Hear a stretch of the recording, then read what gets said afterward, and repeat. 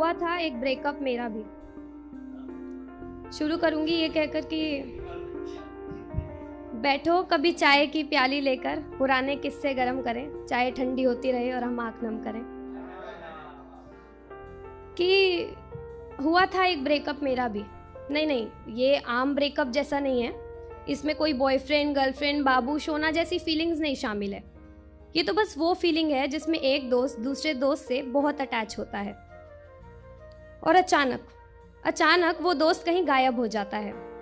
अचानक आपकी दोस्ती, जिसको आप बेस्ट फ्रेंड फॉरएवर की दोस्ती समझकर इंस्टा, फेसबुक पर हजारों पोस्ट डालते हो, वो कहीं खो जाती है। बिना बोले, बिना कुछ कहे, बिना ये समझाए कि हुआ है क्या, एक अनसॉल्व्ड मिस्ट्री की तरह बस बदल जाती है। जब हम स्कूल लाइफ में होते हैं तो लगता है ये दोस्त हमारे साथ पूरी जिंदगी रहेंगे। मतलब हम प्लान्स बना लेते कि तेरी शादी में मैं ये लहंगा पहनूंगी, मेरी शादी में तू ये लहंगा पहनना, तू मुझे मेहंदी लगाने आना। और हमने तो ये तक प्लान कर लिया था कि काश कोई ऐसा लड़का मिल जाए जिससे हम दोनों एक ही घर में शादी कर पाएं। पर किसे पता था कि ये सब नॉट सो हैपनिंग ड्रीम्स की तरह एक दिन खत्म हो जाएगा। 10th के बाद हम सब साथ थे और फिर अचानक सब्जेक्ट्स और स्ट्रीम्स ने हम पर अटैक कर दिया। ऐसा लगा मानो ये कोई कंट्री डिवीजन हो रहा है। A grade student science, B grade student commerce. पर उनको क्या, जिनको साथ रहना था, सेम क्लास में अभी और बहुत सारी मस्तियां करनी थी। खैर जिंदगी जीनी थी, ये फैक्ट तो एक्सेप्ट करना ही था कि हमने अपने नादान दिलों को ये कहकर समझा लिया कि स्ट्रीम्स अलग है तो क्या हुआ, स्कूल तो एक ही है। करी थी कोशिश मैंने उसके लिए स्ट्रीम चेंज करने की और उसने भी मेरे लिए स्ट्रीम्स चेंज करने की, पर बाद में पता चला कि मेरे इन टूटे दांतों से ये साइंस का एप्पल चबाया नहीं जाएगा। और वो भी समझ गए तो हम अलग हो गए। पर फिर हर रोज पीरियड्स चेंज होने के समय, टीचर के बदलने के उस 5 मिनट के ब्रेक में या तो मैं क्लास से स्प्रिंग की तरह उछलकर साइंस के बाहर खड़ी हो जाती या फिर वो उबलते हुए दूध की तरह नजरें चुरा कर मेरी क्लास के बाहर आ जाते। और वो 5 मिनट में अपनी अपनी क्लासेस के न जाने कितनी खबरें एक दूसरे को सुना देते थे। फेमस थे हम अपने स्कूल में अपनी दोस्ती के लिए। हर दिन इंटरवल में साथ ग्राउंड में आना और ढेर सारे गप्पे लड़ाना।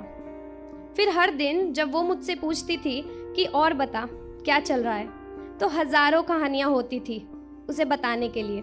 कौन किसके बॉयफ्रेंड के साथ कौन सी डेट पर कौन से पीरियड में गया, सबकी खबर उस और बता क्या चल रहा है का जवाब हुआ करती थी।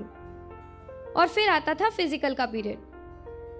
वो एकमात्र ऐसा पीरियड था जिसमें दोनों क्लास कंबाइन होती थी और सच कहो तो वो इकलौता ऐसा पीरियड था जिसमें जाके ऐसा लगता था कि आज स्कूल आना सफल हो गया। वो 40 मिनट के पीरियड में अपने दोस्त के साथ बैठकर दुनिया जहान की बातें कर लेते थे हम। और एक वही ऐसा पीरियड था जिसके खत्म होने पर मुंह पे एक निराशा आती थी कि अब फिर से अपने दोस्त को छोड़कर अपनी क्लास में वापस जाना पड़ेगा। उन दिनों बहुत से डांस परफॉर्मेंसेस में भी हिस्सा लिया था हमने, कुछ ज्यादा ही फेमस थे स्कूल में। कितना हसीन टाइम था ना वो। पर फिर दूर रहने से दूरियों का एहसास की भीनी सी भनक हम दोनों की तरफ बढ़ रही थी। उसके साइंस में कुछ नए दोस्त बन गए थे जिनसे मैं अंदर ही अंदर ऐसे जलती थी जैसे दूध ना डालो तो चाय खौलती रहती है। बस वैसा ही कुछ मेरा हाल भी था। ऑब्वियसली ये बोलने में थोड़ी सी हेजिटेशन तो थी कि इसलिए कभी उसे कहा नहीं, पर मजाल है आज भी कोई उन सब के बारे में एक भी बात बोल दे। अपने ग्रुप की डॉन हुआ करती थी मैं। सबको सजेशंस देना, सबकी प्रॉब्लम सुन के अटपटे से सॉल्यूशंस देना, ये सब मेरे जिम्मे था। उस समय ऐसा लगता था मानो स्कूल जाने का सिर्फ एक ही रीजन है और वो थी मेरी बेस्ट फ्रेंड। पर फिर जब वो साइंस में गई तो लगा कि स्कूल जाने का सिर्फ एक ही रीजन है, वो है फिजिकल का पीरियड। पर फिर जब उस फिजिकल के पीरियड में एक ही सीट पर बैठकर भी उसकी बातें मेरे से 4 सीट आगे बैठी लड़कियों से ज्यादा होने लगी तो मैं समझ गई कि उसके पास रहकर भी शायद मैं उससे अब कोसों दूर हूँ। शायद उसके दिल में इस कॉमर्स वाली लड़की के लिए अब वो BFF वाली दोस्ती नहीं रही। लगता तो था कि जाके कह दूं उसे कि हिमांशी तुम सिर्फ मेरी हो, तुम्हें मुझसे कोई छीन नहीं सकता।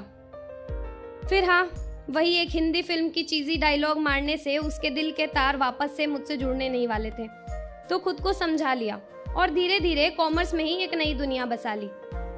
अब क्लासरूम के बाहर हर 5 मिनट में कोई नहीं आता था और फिजिकल के पीरियड का भी इंतज़ार कोई नहीं करता था। वो खुश थी और बाकी सब भी, पर मैं कहीं ना कहीं चुप थी, बहुत चुप।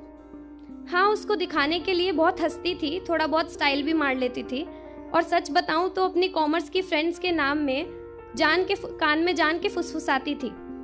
लगता था जेलस होके एक बार तो कहेगी मुझसे, बातें क्यों छुपा रही है, क्या हुआ?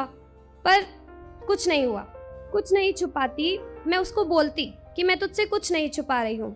उसे जेलस फील कराने की टेक्निक्स थी। सोचती थी अगर वो मेरे बिना खुश है तो मैं क्यों नहीं हो सकती। मुझ में भी मेरा वो आई मी माई सेल्फ वाला एटीट्यूड जागा और मैंने सोच लिया था कि अब मैं उसे कभी याद नहीं करूँगी। अब बेस्ट फ्रेंड फॉरएवर वाली इस रिश्ते का ब्रेकअप हो ही गया है तो ब्रेकअप ही सही। पर अब लगता है कि मूव ऑन करना ज़्यादा इजी होता अगर ब्रेकअप कोई नॉर्मल ब्रेकअप होता। इस ब्रेकअप में ना तो उसके मुझसे दूर जाने की वजह पता थी और ना ही मेरा उससे बात ना करने की वजह। और आज जब उसका मैसेज आया कि क्या चल रहा है, तो हर बार की तरह बहुत हेजिटेशन हुई, बहुत तकलीफ हुई ये बताने में कि बस कुछ नहीं, सब बढ़िया।